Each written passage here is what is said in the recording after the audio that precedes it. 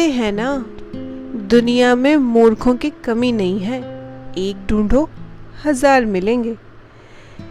ऐसी ही हमारी आज की कहानी भी है, जहाँ मूर्खों की कमी नहीं है। एक गांव में भोलू नाम का एक किसान रहता था। उसकी आमदनी इतनी थी कि अपनी पत्नी और अपनी बेटी का पेट आसानी से पाल सके। भोलू ने अपनी बेटी निराली को बहुत लाड़ प्यार से पाला था। निराली अपने पिता को बहुत प्यार करती थी। भोलू की पत्नी प्रतिदिन दोपहर का खाना तैयार करती। निराली भोजन लेकर अपने पिता के पास खेत पर चली जाती थी। पिता को अपने हाथ से भोजन खिलाकर ही वो घर लौटती थी। एक दिन निराली भोजन लेकर चली तो बहुत तेज़ धूप थी। रास्ते में एक पेड़ के नीचे बैठकर वो सुस्ताने लगी। तभी उसने देखा कि पेड़ पर एक बंदर बैठा है। बंदर ने अपने बच्चे को अपने सीने से लगा रखा है। निराली सोचने लगी कि एक दिन उसका भी प्यारा सा बच्चा होगा। वो अपने बच्चे का नाम लल्लू रखेगी। वह अपने लल्लू को खूब प्यार करेगी। तभी उसके मन में बुरे बुरे ख्याल आने लगे। वो सोचने लगी कि जब वह शैतानियाँ करेगा तो मुझे उस पर बहुत गुस्सा आएगा। वो शैतानी करके इधर उधर भागता फिरेगा। यदि किसी दिन वह सीढ़ियों से भागने लगेगा तो सीढ़ियों से गिर जाएगा।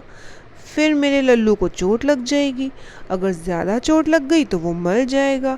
ओह, मेरे लल्लू का क्या होगा? यही सोचते सोचते वह रोने लगी और बार बार कहने लगी, मेरा लल्लू, मेरा लल्लू। वो घंटों बैठी रोती रही और अपने पिता का भोजन ले जाना भूल गई।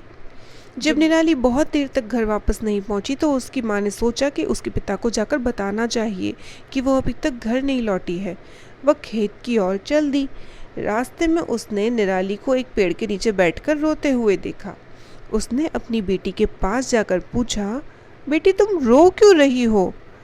निराली मेरा लल्लू कहकर रोती रही और अपने रोने का कारण माँ को बताया।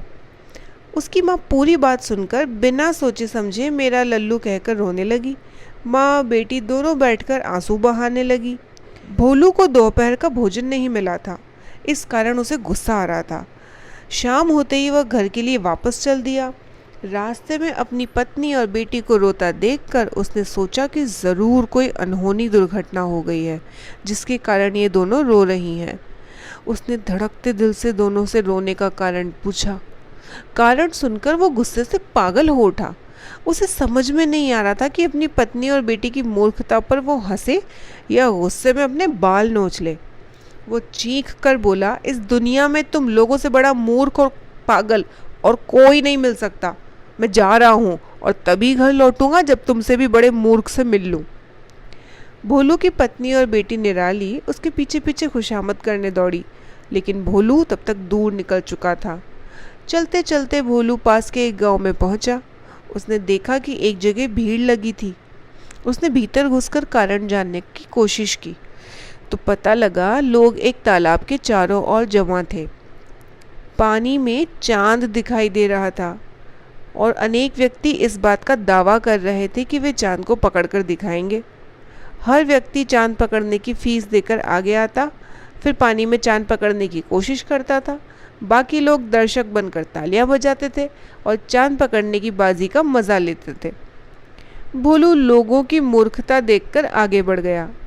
वहां उसने देखा कि एक बूढ़ी औरत का एक टिन के डिब्बे में हाथ फंस गया है। कई लोग उसका हाथ खींचकर निकालने की कोशिश कर रहे हैं। बुढ़िया दर्द के मारे चीख रही थी, परंतु हाथ बाहर नहीं निकल रहा था। भोलू ने पूछा कि माजरा क्या है। उसने बताया कि डिब्बे में गेहूं भरे हैं और बुढ़िया मुट्ठी में गेहूं भरकर निकालने का प्रयास कर रही थी। तभी उसका हाथ डिब्बे में फंस गया और अब निकल नहीं रहा है। इतने में एक व्यक्ति बोला, मुझे हाथ बाहर निकालने की एक आसान तरकीब समझ में आ गई है। इससे बूढ़ी माँ को थोड़ा दर्द तो होगा, पर कम से कम हाथ तो बाहर आ जाएगा। सबने पूछा, ऐसी कौन सी तरकीब है?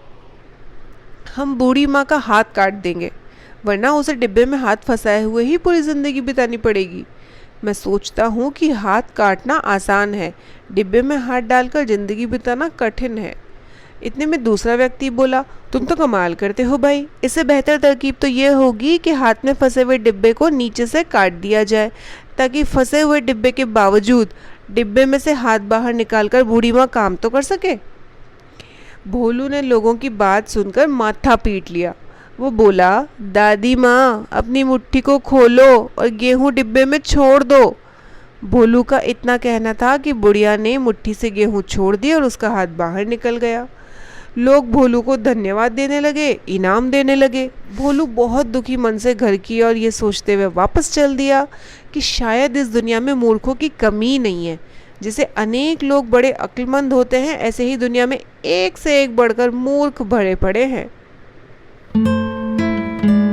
तो ये थी आज की कहानी मूर्खों की दुनिया। आपको ये कहानी कैसी लगी हमें कमेंट बॉक्स में ज़रूर बताइएगा। कहानी अच्छी लगी हो तो प्लीज़ इसे लाइक कीजिए और ऐसी ही अच्छी अच्छी कहानियाँ सुनने के लिए चैनल को सब्सक्राइब कीजिए। अपने अपनों के साथ ये कहानियाँ शेयर कीजिए। अगली बार फिर से एक रोचक कहानी के साथ आपसे मुलाकात होगी।